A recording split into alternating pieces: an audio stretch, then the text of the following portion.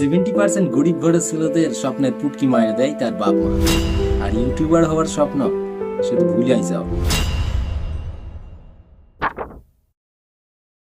এটা কোনো কাল্পনিক গল্প নয়, এটা আমার আপনার জীবনের কিছু বাস্তব সত্য কথা। সবাই ভাবে আমি অলস, কোনো কাজ কাম করি না, সারাদিন শুধু ফোন লইয়া বইসা থাকি। কিন্তু কেউ জানে না ওই ফোনের স্ক্রিনে আমি ঠিক কি দেখতে পাই।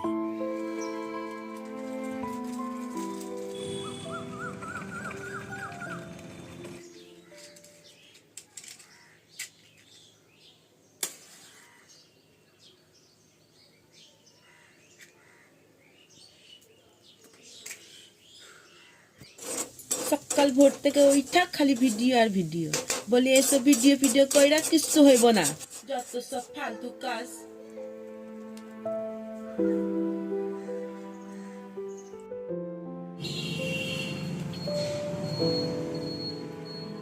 আসলে গরিব ঘরে জন্ম নেওয়াটা পাপ না, কিন্তু গরিব ঘরে জন্ম লইয়া যদি কেউ ভেবা থাকো যে তুমি নিজের মতো কইরা কিছু করবা, তাহলে তুমি একটা পিওর বোকাচোদা, আমার মতো। আসলে এটা কি বলতো, এটা একটা জেনেটিক রোগ। আমার বাপ গরিব হওয়ার পেছনে তার বাপের হাত ছিল, আর আমারটা আর বললাম না।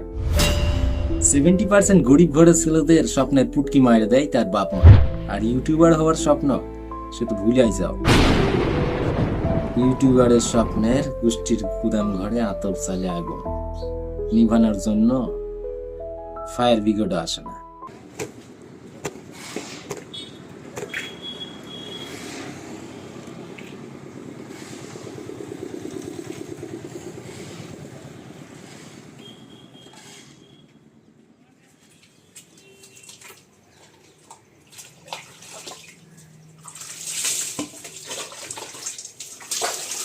এই জলগুলো কম খরচ কর, জল আনতে কষ্ট লাগে। হ্যাঁ ভইরা দিব জল খরচা করছি, ভরে দিব।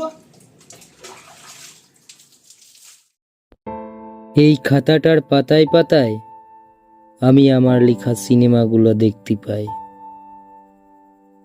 যেগুলো আর কেউ দেখে না, কেউ বুঝে না।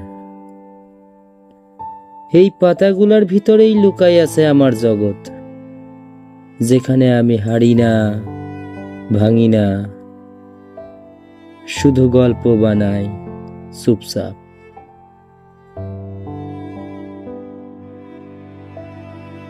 স্বপ্ন কখনো পালায় না রে ভাই, পালাই যায় মানুষ।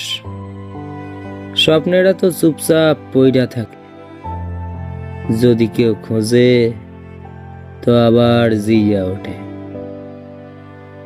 আমার স্বপ্নগুলো ঠিক তেমন পইড়া থাকে।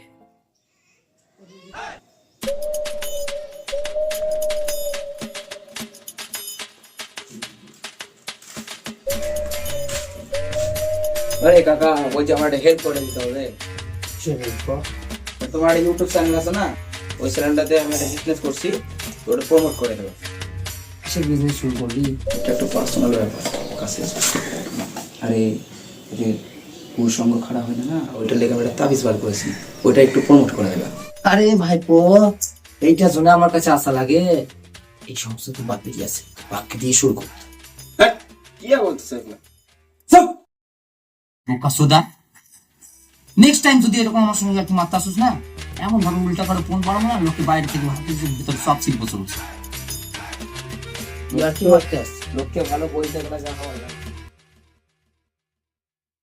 কি বুঝলা, ভিডিও থেকে ইনকাম না আসলে পাড়ার ছেলেপুলেরাও মজা নেয়। আমার বাপটাও আর ইনকাম করতে পারে না, তাই এখন সব চাপ আমার ঘাড়েই পড়ছে। তবু কিছু কয় না, শুধু চেয়ে থাকে। আমিও বুঝি রে, হয়তো ওর বুকের ভিতরেও একদিন অনেক স্বপ্ন ছিল, যেগুলো পূরণ করতে পারে হেরে গেছে এই সংসারের চাপ।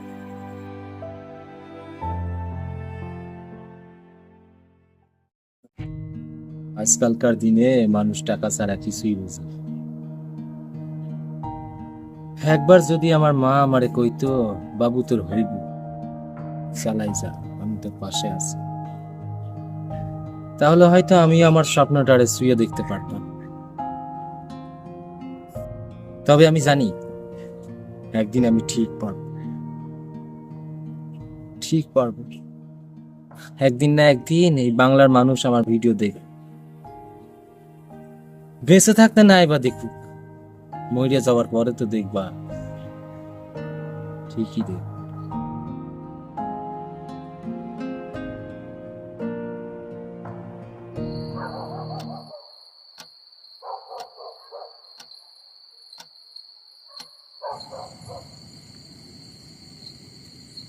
সামনে নেমে যাবে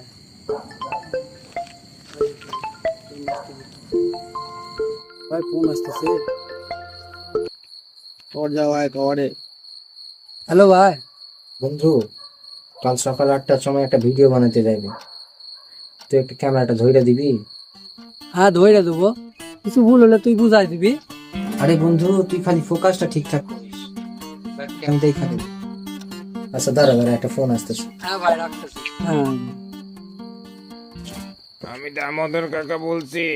কাল সকাল 7:30টার ভিতর গামছা আর খাবার লইয়া গোডাউনে চলে আসিস, কাজ আছে। কিসের কাজ? গাড়ি থেকে বস্তা খালি করার কাজ। আরে কাকা, আমি তো তোমারে বলিও নাই যে আমার কাজ দরকার। ওইটা তুই কি বলিস? তুই কাজ করবি বলে তোর বাপ সকালে আমার থেকে 2000 টাকা নিয়ে গেল। আরে বাহ কাকা, যে কাজ করবে সেই জানে না, আর তুমি টাকা দিয়ে বসে আছো। দেখ, আমি বাপু অত কিছু জানি নে, হয় তুই কাজে আয়, না হয় আমার টাকা ফেরত দিয়ে যা। আরে ভুল বাল, জীবনটা বানা 23 পাতা হয়ে গেল।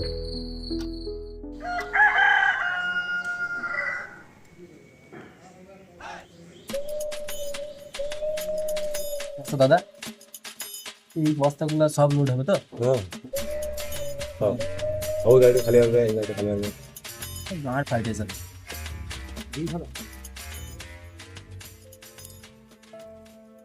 খাও।